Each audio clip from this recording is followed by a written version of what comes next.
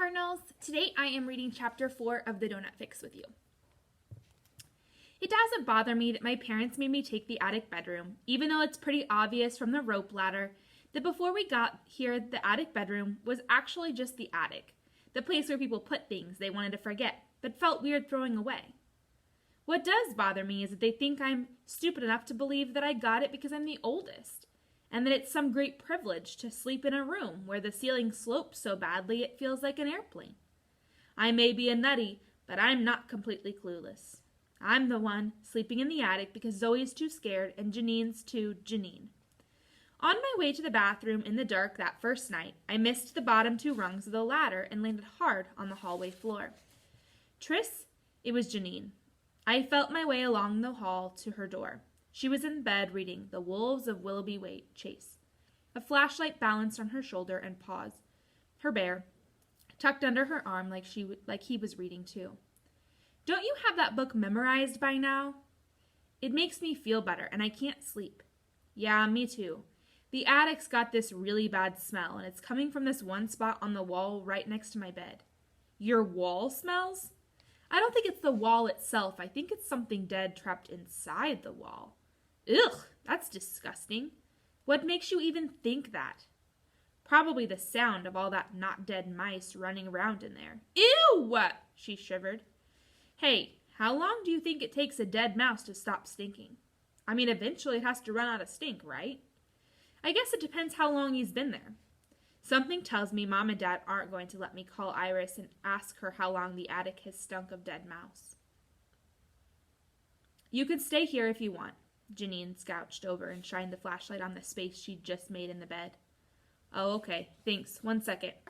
When I got back from the bathroom, I climbed into bed next to Janine. Then I just lay there listening to her breathe. She makes this tiny whistle when she inhales because she's got a little bit of asthma, or severe reactive airway disease if you ask her. Anyway, I guess I'd kind of been missing it up in the attic all by myself. Don't get me wrong, I love not having to share a bedroom anymore. But I'd slept with that whistle my whole life, or at least as long as I could remember. And now, even though it was gone, I couldn't get myself to stop listening for it. I must have gotten bored just listening, though, because I found myself reading over her shoulder. What's this about anyway? What? The Wolves of Willoughby Chase. She turned the flashlight around so that it was shining right in my face. You really want to know? I covered my eyes. Yeah, like whatever. No, yeah. I want to know what makes you read it over and over. Also, this part about where the wolves attack the train actually seems good, like for a book. It is so good, she said, shining the flashlight back on the book. So you really want to know? Are you kidding me? How many times are you going to make me say it? Okay. She turned off the flashlight. So it's about these girls, and they're left alone with this woman who is supposed to take care of them, while one girl's parents goes on a trip. Anyway, the woman turns out to be evil, and she wants to steal the parents' money.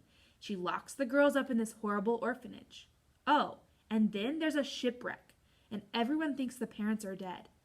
But they're not, and wait, what about the other girls' parents? Where are they? Oh, right, those parents are actually dead, and the aunt is super old and is getting really sick while the girls are locked up and starved and tortured in the orphanage. This is the book you love so much that you've read it 1,000,000 times? It's like a horror movie. I guess it is, kind of like one terrible thing after another, but then the girls fight back, and eventually they save the old woman. And everything turns out okay. But it's the horrible stuff that really sucks you in. Neither of us said anything for a pretty long time after that. And I actually thought maybe Janine had fallen asleep. But then she whispered, do you think that we'll get to go back if it's really bad? Home? Yeah. Like if we show that we're really trying, but we're still not happy here? Her voice was all shaky now. Not at all like it had been when she was telling me about the book. Do you think they'll let us move back? I don't know. I guess unlike me, Janine hadn't been pretending to believe my parents wanted to move just because they wanted something different. She actually believed it. I know you don't know if they'd move back, but what do you think? If we're really not happy? What I thought was that even if my parents wanted to move back, they wouldn't have the money to. What I thought was that this Petersville was it for good. But what I knew was that Janine wasn't really asking me to tell her what I thought, even if she didn't realize it. Janine was asking me to tell her what she needed to hear to fall asleep on our first night in a place that was not and might never feel like home. So I did. Maybe they'll let us move back. Definitely maybe. Do you think that we should ask them? Definitely not. Why? I'd feel better if I knew for sure that we could go back if things weren't working out here.